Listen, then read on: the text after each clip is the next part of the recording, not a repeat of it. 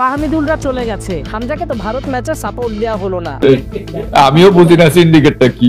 জামাল ভুঁইয়ার সঙ্গে কাবরেরার দূরত্ব বেড়েছে, বিদেশি খেলোয়াড়রা চান্স পাচ্ছে না কেন?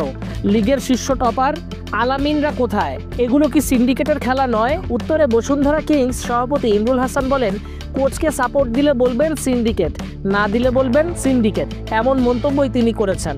একই সঙ্গে জাতীয় দলের যে কমিটি আছে সেখানেও কিন্তু ইমরুল হাসান রয়েছেন। তিনি বলেন, সিন্ডিকেট নিয়ে আমি কিছু বলবো না, আমি বুঝিও না সিন্ডিকেটটা কি।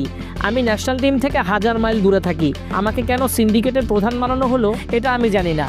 বর্তমান বাংলাদেশ দলের স্কোয়াড নিয়ে দারুণ আশাবাদী ইমরুল হাসান, বলেন যে খেলোয়াড়রা আছে তাদের সঙ্গে হামজা চৌধুরী সংযুক্তি দারুণ ব্যাপার। তবে বসুন্ধরা কিংস স্বীকার না করলেও তাদের একটা ক্ষমতা আছে, সেটা কিভাবে?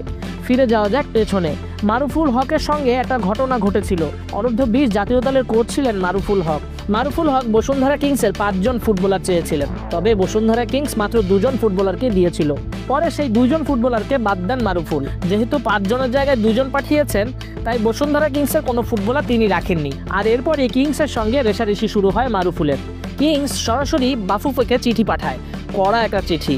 সেখানে বলা হয়, মারুফুল হক নামের এই নির্দিষ্ট ব্যক্তি জাতীয় দলের দায়িত্বে থাকলে বসুন্ধরা কিংস আর কখনোই পুরুষ, নারী কিংবা বয়সভিত্তিক দলের জন্য খেলোয়াড় ছাড়বে না।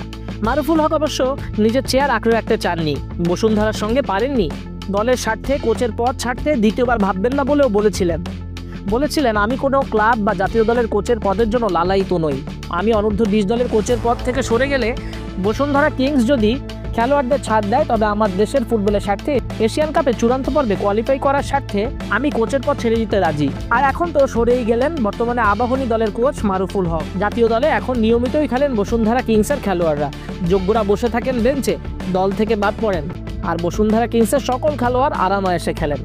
তারা অনেক যোগ্য, অনেক কোয়ালিফাইড। ফাহমিদুল, আলামিন, পিয়াস নোভা, জামালদের চাইতে।